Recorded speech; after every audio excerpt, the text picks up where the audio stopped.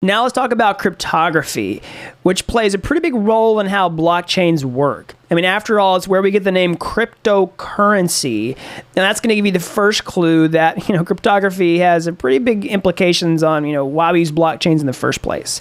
So what is cryptography?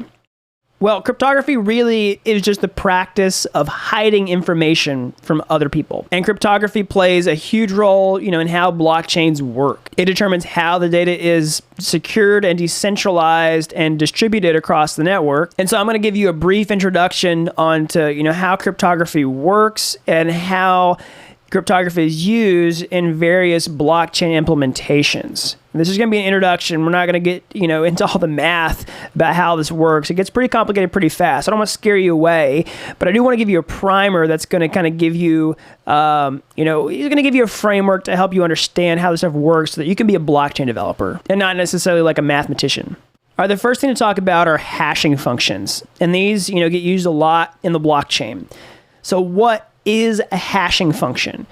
Well, it's a function, right? So it's a function that takes some sort of input and creates some sort of output, right? Just like any function that you would use in computer science or in programming or anything like that, right? You have inputs and it does something inside the function and it returns an output, right? So the input is going to be some sort of, arbitrary value, like in this case, a bunch of text. And, this text can be run through a hashing function that's going to, do some kind of magic under the hood in order to create an encrypted output, right? It's going to be called a digest. And we can talk about, the properties of this digest, right? So in this example, you can see all this different text that's getting put into a hashing function and it outputs this digest, which is encrypted. So what are the properties of this hashing function and what are the properties of this digest that it outputs? Well, all of the output from this hashing function has a fixed range.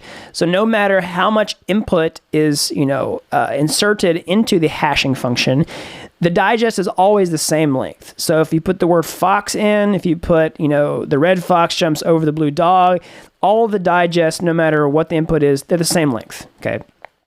So it's also deterministic, right? So every time we put the word fox in to this cryptographic hashing function, we get the same digest, right? So that makes these hashing functions reliable.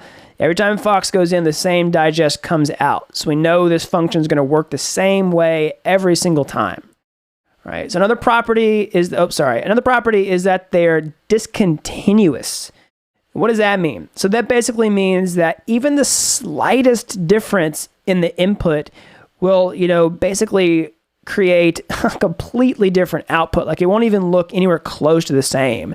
So if we just change one letter, if we turn this to, fog instead of fox and ran the function, it's not like, this C would only change. Like we would get, a digest that looks something like this even, right? Just not even close to the other output of fox, okay?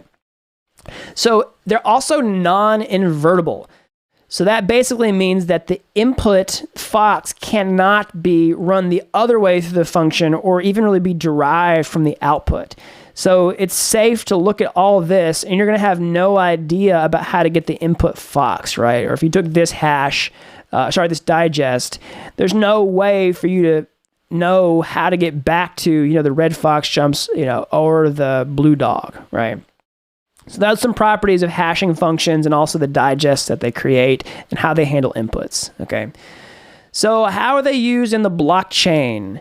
Well, one of the primary ways is that they're used to chain blocks together, all right? So how does that work? Now, if you remember in some of the previous videos, I talked about how the blockchain is created of transactions. And these transactions are grouped together into bundles called blocks, right? Which are chained together to make up the blockchain, right? And each of these blocks has a header which contains a hash. And this hash is basically the hash of the entire block before it, right? So here's an example. Block 11 in this blockchain, right? Here's block 10, block 11, block 12. Block 11 contains a hash of the previous block, right? So basically, if you took all the transactions that are grouped together in block 10 and all the information about it, and essentially, ran it through one of these hashing functions we talked about a minute ago, it creates, this digest output that's a block hash that's contained in the next block in the chain. So block 11 basically contains all of the data from block 10 inside of a hash, right? Okay. And if you think about it, block 10 would, logically also contain all the data from block 9, and block 9 would, contain all the data from block 8, so on and so forth, till you get to the genesis block, till you get to the first block in the chain. So if you think about it, every block has a hash of the entire blockchain, or the state of the entire blockchain, all in a single hash in its header, right? And if you remember what I said a second ago, how these are, discontinuous, if you change the slightest thing, then you change everything. You get a hash that doesn't even look anywhere close to it. And this is part of what makes the blockchain so secure, is that if you were going to try to change any transaction, in any of the blocks, it would completely change the hash in the block's header, right? And the problem compounds across time. If you wanted to go back and change, a transaction in block number 7, you'd have to basically update the hash and the transactions of block 7, block 8, block 9, block 10, 11, so on and so forth. The problem compounds exponentially across time, across the entire blockchain. And that's a huge security feature of the blockchain. As this problem gets harder to do. It gets harder to change transactions. And that's why cryptography is so important into how each blockchain implementation works and what makes the blockchain secure, right? And to make this matter even more complex, each block hash, there's some constraints about what constitutes a valid block. So each block has a difficulty target, and each block has an arbitrary nonce, or like a random number, basically. And these conditions have to be satisfied in order to create a valid block header, or a valid block hash. And those have to be satisfied in order for the block to be mined and for it to be a valid block on the blockchain. So even if you could go back and hash everything, you still have to pass the validity test, which is another sort of security layer to making this very difficult. And this is also kind of talking about the Merkle roots, which we probably won't get too in depth to in this boot camp, but that's just another thing to think about as well. All right, another part of how the blockchain uses cryptography is called asymmetric cryptography, or public key cryptography. This is the same thing. So this is, has a huge use case in blockchain, and its primary use case is for authentication.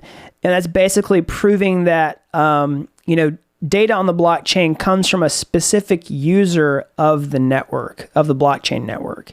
So basically the goal is to prove that, I sent a transaction. So if I send you 10 Bitcoin, I need to verify that it was actually me that sent you the 10 Bitcoin in order to change my account balance, to remove the 10 Bitcoin from my account and put it in yours.